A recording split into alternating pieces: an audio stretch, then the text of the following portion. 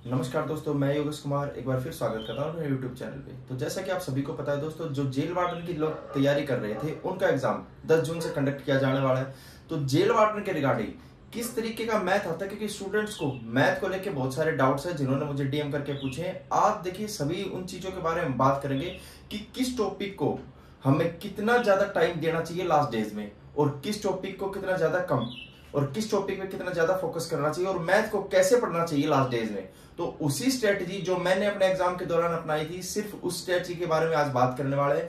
पहले किसी भी टॉपिक को आगे से जानने से पहले एक बार हम जान लेते हैं कि सबसे पहले मैथ में टॉपिक और उससे आने वाले क्वेश्चन का क्या वेटेज रहता है। तो देखिए ये जो है, ये मैंने सारे टॉपिक बिल्कुल एनालाइज किए हैं। लास्ट जो आपका प्रीवियस जो एग्जाम था उसके बेसिस पे ही सारे टॉपिक से डीएसडी कितने क्वेश्चन कैरी करता है वो सब मैंने एनालाइज करके आपको एक बार मैं फिर दोबारा बताने वाला हूं। एक बार मैंने पहले वीडियो में बताया है, लेकिन क्योंकि अब एग्जाम बहुत ही नजदीक है तो एक बार फिर से, क्योंकि ये 18 और 20 दिन का जो भी टाइम आपके पास बचा है वो बहुत ज्यादा इंपॉर्टेंट टाइम है।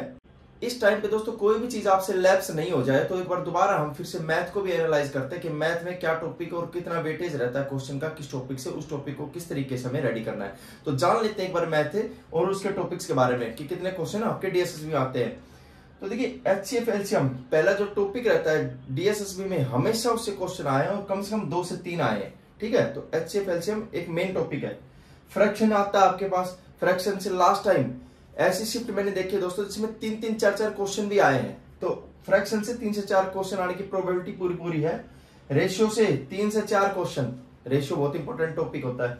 ठीक, परसेंटेज 2 से 3, प्रॉफिट एंड लॉस 2 से 3 क्वेश्चन, सीआई एंड एसआई 3 से 4 क्वेश्चन आते हैं। ठीक है, जो आपका सिंपल और कंपाउंड रिलेटेड रहता है उनसे 3 से 4 क्वेश्चन डीएसएसबी हमेशा पूछता है। इसके बाद टाइम एंड वर्क 3 से 4 क्वेश्चन, टाइम एंड डिस्टेंस 3 से 4 क्वेश्चन। ठीक है, टाइम ऑन डिस्टेंस और टाइम ऑन वर्क एक तरीके से सेम अगर इनमें से आप किसी एक का भी कॉन्सेप्ट समझ जाते हैं क्लियर, तो दूसरे का आपको बहुत अच्छी तरीके से समझ में आ जाएगा। जो टॉपिक आता है दोस्तों आता है एज से 1 से 2 क्वेश्चन, एज से बहुत कम क्वेश्चन पूछे जाते हैं, 1 से 2 क्वेश्चन आने की ज्यादा प्रोबेबिलिटी रहती है।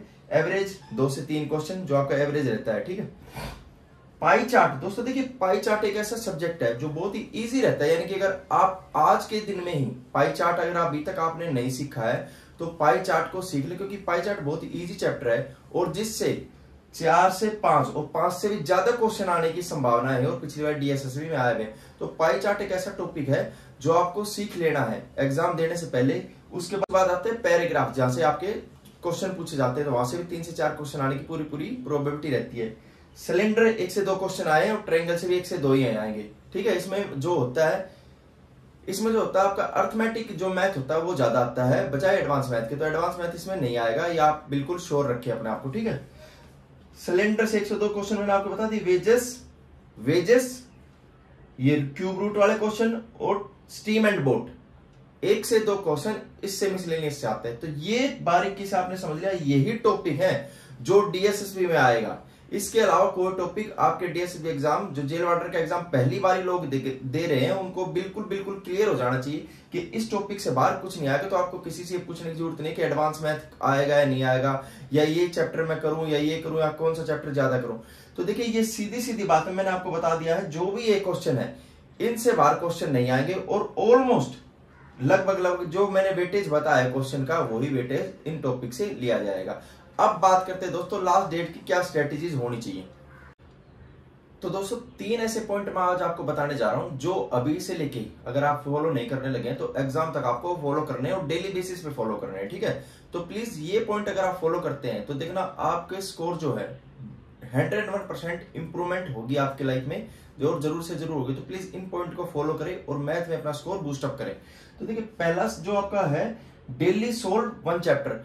देखिए हम क्या करते हैं दोस्तों, ऐसा लगता है कि हमने अपना कोर्स पूरा कर लिया है, लेकिन जैसे अब लास्ट डेट की स्ट्रेटजी है, एक बार फिर से हमें वही सारा कोर्स दोबारा रिपीट करना है, कि रिवाइज करना है। और रिवाइज कैसे करेंगे, जितने चैप्टर मैंने अभी आपको बताए हैं वो डेली 1 चैप्टर तो एटलीस्ट करना। अगर आपके ज्यादा टाइम है आपके पास तो 2 भी आप चैप्टर कर सकते हैं, लेकिन बिल्कुल बारीकी से अगर आप कोई भी चैप्टर करते हैं, सपोज कि टाइम एंड डिस्टेंस करते हैं, तो टाइम एंड डिस्टेंस का जो कॉन्सेप्ट है वो पूरा समझ लेना है, और उससे रिलेटेड जो भी क्वेश्चन आपको उस बुक के पीछे दिए गए हैं वो सारे आपको सोल्व करने हैं, ठीक है, ताकि आपके चैप्टर हो पूरी उस पर पकड़ बन जाए, ठीक है।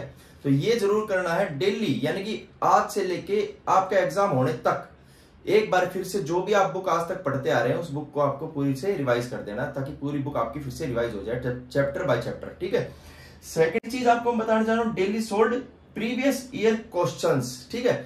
ये प्रीवियस ईयर क्वेश्चन दोस्तों करने हमारे लिए बहुत जरूरी होते हैं, क्योंकि इसलिए जरूरी होते हैं, देखिए दोस्तों हम डेली एक चैप्टर कर रहे हैं, है ना, लेकिन हमारा सिलेबस कितना पूरा हो गया है या किस किस टॉपिक पे हमारी पकड़ कम है या कहां हमारे मार्क्स कटते हैं, तो वो किस लिए पता चलेगा, जब हम मिसलेनियस क्वेश्चन को सोल्व करना चालू करेंगे। तो इसलिए प्रीवियस ईयर क्वेश्चन के पेपर अगर आप करते हैं जिसमें 40 से 50 क्वेश्चन आपको देखने को मिलते हैं डीएसएसबी के, वो कहां से करने हैं अगर आपको नहीं मिलते हैं, देखो ऑनलाइन भी बहुत सारे से प्लेटफॉर्म है जहां से आप प्रीवियस ईयर क्वेश्चन पेपर का कोई टेक्स्ट बुक से या फिर कोई भी जो आप एप्लीकेशन यूज करते हैं उनके थ्रू आप एक टेस्ट पेपर को सोल्व कर। बात करते हैं दोस्तों सेकंड पॉइंट की, तो सेकंड पॉइंट है daily solve previous year question paper. तो दोस्तों आज से लेकर जब भी जितना भी टाइम हमारे पास बचा है उसमें हमें daily previous year question paper हमें सोल्व करना है, जो भी क्वेश्चन हमें देखने को मिलते हैं डीएसएसबी में, ताकि हम मल्टीपल क्वेश्चन और हमारे रिदम और टाइम मैनेजमेंट दोनों ही बना रहे। क्योंकि देखिए हम डेली अगर कोई ना कोई सेट पेपर सोल्व करेंगे दोस्तों, तो उसमें हमें ये पता चलेगा जिससे मिसलेनियस क्वेश्चन हम सोल्व करते हैं तो किस टॉपिक पे या किस पॉइंट पे मैथ के पे हमारे नंबर कटे हैं या कौन सा वीक पॉइंट रहा है, वो भी हमें एनालाइज करना है, ठीक है।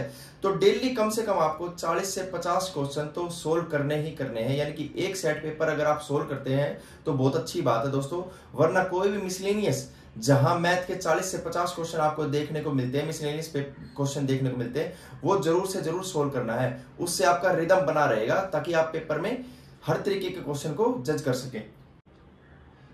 तीसरा पॉइंट दोस्तों, focus on your weak point.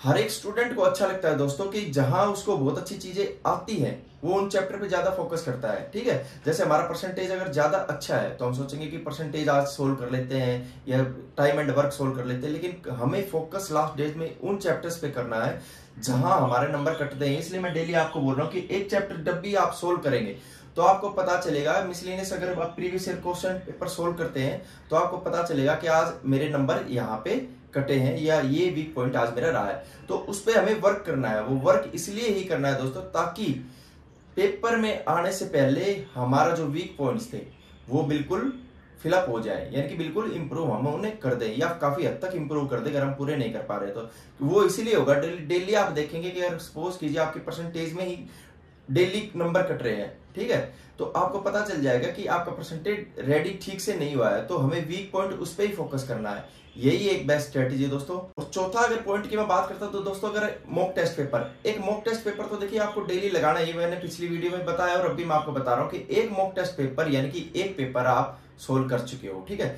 तो इसी तरीके से हमें अगर इंप्रूवमेंट करनी है डीएसएसबी के एग्जाम तक पहुंचने के लिए हमारे पास अभी 18 से 20 दिन का ही टाइम बचा है और हमें इंप्रूवमेंट करनी है, टाइम मैनेजमेंट भी करना है, सभी क्वेश्चन को देखना है और किस तरीके से एग्जाम को हैंडल करना है, एग्जाम का प्रेशर कैसे हैंडल करना है, वो सिर्फ और सिर्फ हम तभी हैंडल कर सकते हैं जब हम डेली एक मॉक टेस्ट लगाएंगे, वो भी टाइम के अकॉर्डिंग। तो प्लीज एक मॉक टेस्ट आपको डेली लगाना है, आपका मैथ और बाकी टॉपिक भी बहुत अच्छे हो जाएंगे। तो ये थी लास्ट डेज की स्ट्रेटेजी दोस्तों। मैथ के अलावा अगर कोई भी आपका डाउट अगर अब भी रहता है तो देखिए मेरा इंस्टाग्राम में आपको शेयर कर रहा हूं, आप मुझे यहाँ पूछ सकते हैं या अपने कमेंट सेक्शन में भी ये डाउट को पूछ सकते हैं, ठीक है।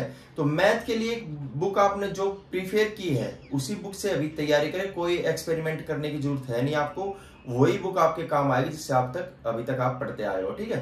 तो देखिए एक दो चीजें ये भी होती है जब एग्जाम आप देने जाते हैं तो मैथ में देखिए ज्यादा टाइम हमें एक ही क्वेश्चन पे नहीं बिताना है, अगर हमें आता है तो ठीक है, वरना उसको हम स्किप करके आगे बढ़ जाते हैं। क्योंकि देखिए ऐसा होता है कि आपका जो पेपर रहेगा उसमें हर सब्जेक्ट के 20 क्वेश्चन एक बार में आपको देखने को मिलेंगे, 20 से ज्यादा नहीं मिलेंगे। अगर आप उनको सबमिट करते हो तभी आपको नेक्स्ट लेवल यानी कि 20 to 40 क्वेश्चन आपको देखने को मिलेंगे। तो प्लीज किसी भी चैप्टर में मैथ हो चाहे कोई भी हो उसमें आपको ज्यादा टाइम नहीं देना है, अपने टाइम के हिसाब से ही डेली एक मॉक टेस्ट सोल्व करना है और उसी के अकॉर्डिंग ही आपकी जो रिदम बनेगी वही पेपर तक आपके काम आएगी। चैनल पे अगर नए हैं दोस्तों तो प्लीज मेरे चैनल को जरूर सब्सक्राइब करें और इंस्टाग्राम से भी आप मेरे जुड़ सकते हैं। ये मैं अपना इंस्टाग्राम आपके साथ शेयर कर रहा हूं, तो इस इंस्टाग्राम पे भी आप मेरे साथ जुड़ सकते हैं, ठीक है, ताकि कोई भी डाउट आपको रहता है तो डायरेक्ट आप मुझे वहां से पूछ सकते हैं। तो देखिए मैथ के लिए हमारी बेस्ट स्ट्रेटजी थी, इसको ही फोकस करें और इसी पे ही अपना काम करें, आपके मैथ से जरूर स्कोर इंप्रूवमेंट होगा। तो करते रहे अपनी तैयारी। इसी के साथ धन्यवाद। जय हिंद, जय भारत।